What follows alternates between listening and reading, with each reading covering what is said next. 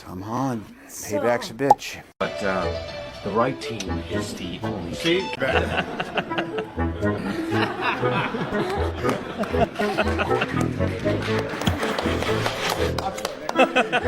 Jimmy. I hear you love Googling. Yes, sir. Now, do you Google yourself? I don't want to say. Okay. So, That would be narcissistic. During an interview with Rotten Tomatoes, Gayle King asked Robert Downey Jr. about the media he trusts, and he confidently revealed the only two news sources he actually relies on. I like Rotten Tomatoes. Rotten Tomatoes and the New York Post are the two most important news sources for me. Well, what else is there? Nothing. That's right. As far as I'm concerned. When asked whether he was thinking about a political career, RJ casually brushed it off and instead jokingly declared himself the unofficial leader of one of Hollywood's biggest film franchises. Politician now. Oh, are you? Yeah. We need someone else in the race, Robert. I'm the governor of Marvel. That's it. When asked if he would be walking the convention floor with fans, he delivered a completely deadpan, two-word answer explaining exactly why he absolutely wouldn't. Have you walked the floor yet? You walk the floor yet? I have yet to. Can you walk the floor? Anybody can do anything. Will you walk the floor? No. Way too creepy. He even kicked off one interview by making an unexpected request to the entire audience that nobody saw coming. I'm not really here yet, and there's a lot of people here. You just all turn around for about a half an hour until I'm back in my body. Excellent question, by the way. When asked if he had a mentor growing up, he first named a legendary comedian, only to immediately walk it back just seconds later. Are important. Did you have one growing up? Rodney Dangerfield, he really showed me the ropes. Was he really your mentor? No. He also opened up about his secret as an actor, revealing the one part of the job he genuinely can't stand. First of all, my dirty secret is I'm not actually all that good. That's not And I'm going to tell you why. There's things that most people, it doesn't bother them. Like, there's stuff that I bet, and look, you're an actor.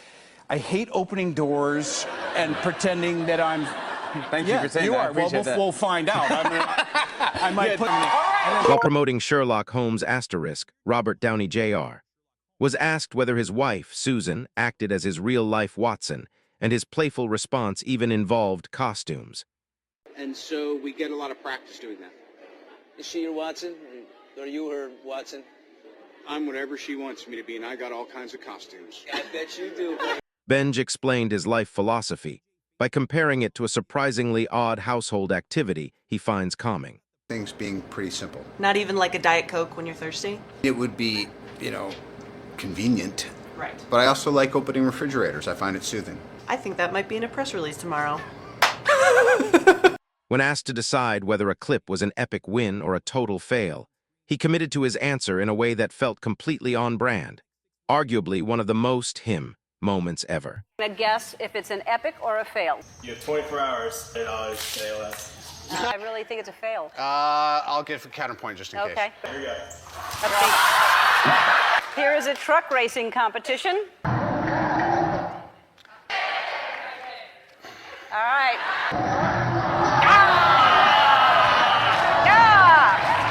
He then openly admitted to the secret item he wears under his clothes whenever he needs a quick boost of confidence. I have a pair of Iron Man underpants, and when I'm feeling froggy, or like I need a little boost in confidence, or I just want a secret, I'll throw them on. But I would never, no offense to your dad. At an Iron Man 3 press conference in Paris, RDJ refused to speak French and instead used the moment to playfully roast Gwyneth Paltrow for being fancier than him. Ça a été très bien pour moi. Et toi? First of all, I feel like an asshole. Why? I don't, I would have spoken French, but I was raised by wolves. She went to all these nice schools and they spent all this goddamn money, and now she's all fancy and comes out and you just love her. I am an animal. I'm an ugly American. They don't teach French in jail. During the Spider-Man press tour, RDJ FaceTimed Tom Holland mid-interview just to embarrass him. And weeks later, Tom got the perfect revenge by crashing one of RDJ's interviews while wearing matching glasses. In the middle of an Man. interview. Oh, Oh. Pull up a chair. Now, hold on a damn second. Just because I did this to you in Berlin doesn't mean all right. I even wore glasses to try. Look at you. This is very RDJ, right? It's very good. You really are taking. Why are you answering your phone in the middle of an interview? Because it's you. Yeah, If it was my mom, I'd be like, no. But it's Robert. When asked a simple question about working in hot weather, Erg's answer completely derailed into an unhinged, improvised tangent that took the entire interview off track. When you say hot Atlanta, is that because it's hot or sticky? Atlanta in July, you know, so you're in the It full... was beautiful. I don't know what you're talking about. You want to try the driving one? Let me do the driving one. All right. There's a lot of pressure. I'm Tight in again. Maybe even a little tighter. Up to you. That's the one. Roll sound. You're behind the wheel. You just got away. Zombie apocalypse. That car that you ran off the road, they're back. Wait a minute. You're feeling gassy. I can't... UJ then casually revealed what he actually did during his 6 months filming the Avengers asterisk. And it wasn't exactly what most people would call hard work. Was either in a lovely, sprawling rented home or an air-conditioned helicopter. I mean, I did see you on the tarmac doing action for 6 months. But you see, once the helmet closes, I'm not there. You go home. What did I tell you would happen if you ate the last donut with red, white, and blue sprinkles? A little foggy on it, but I think it was something like raining down hellfire. That's right. And here I am without an umbrella. I feel a storm brewing.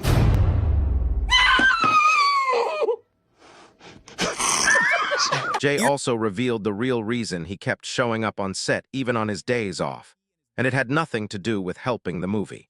Evans is a very capable guy. I mean, you know, chicks dig him too. He's a very capable guy. I've saw a wild amount of action that you perform. I do a little. I got a couple moments. You do. I've seen it. But I really just wanted to come to set on my days off and watch you suffer. UA then shared a wild story from his SNL asterisk hosting days with Anthony Michael Hall, including the very specific demand they made before they'd even write a single sketch. If you start playing violins, I will tear this joint apart. First of all, I'd like to thank Susan Downey for telling me that Matt Damon was going to win, so don't bother to prepare a speech. I don't have anybody to thank. Everyone's been so gratuitous. It was a collaboration. We all did this together. Certainly not going to thank Warner Brothers, Alan Horn, and, my God, robbing off these guys. They needed me. Avatar was going to take us to the cleaners. If they didn't have me, we didn't have a shot, buddy. He also gave the most Robert Downey Jr. style explanation imaginable for why his home is completely unfurnished. Furnished house? He's sitting in folding chairs. Unfurnished home? I'm not that eccentric, and I'm not paying for it. Does the furniture fly private, or does the furniture fly... UA then shared a wild story from his SNL asterisk hosting days with Anthony Michael Hall, including the exact condition they insisted on before writing a single sketch.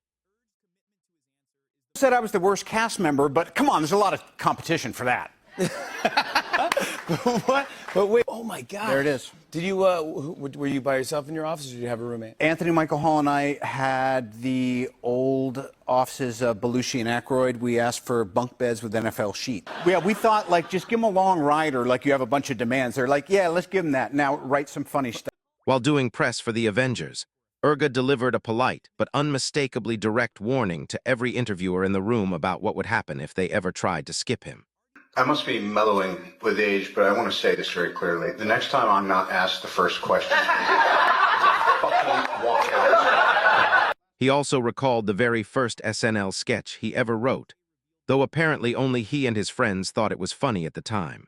Called Suitcase Boy, where I came out with a suitcase zipped up around my neck and said a bunch of non sequiturs.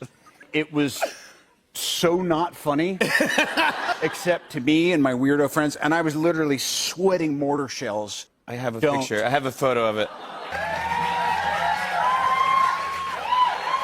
Suitcase Boy. During an Avengers cast Q&A on Jimmy Kimmel, when a female fan on screen tried to name the biggest diva in the group, his iconic 6-word comeback instantly stole the moment and turned into a meme. In the whole cast. No. She says she feels like she knows. What answer do you think we know? Who do you think it is, Kay? I want to know what she thinks. Who do you think? Robert. Oh, you think it's Robert? Get that bitch off the monitor. I'm so getting wardrobe credits on Iron Man 4. You getting all this, right? Last question. And finally, RDJ revealed the strangest random thought he had involving his Malibu alpacas, prompted by the question, "What was your last weird thought?" What was your last weird thought? Oh, where we live in Malibu, we have alpaca. Now, one of them is named Miss Brain because she's got a lot of extra tuftage up here. I had this weird thought. I rode an ostrich in Doolittle,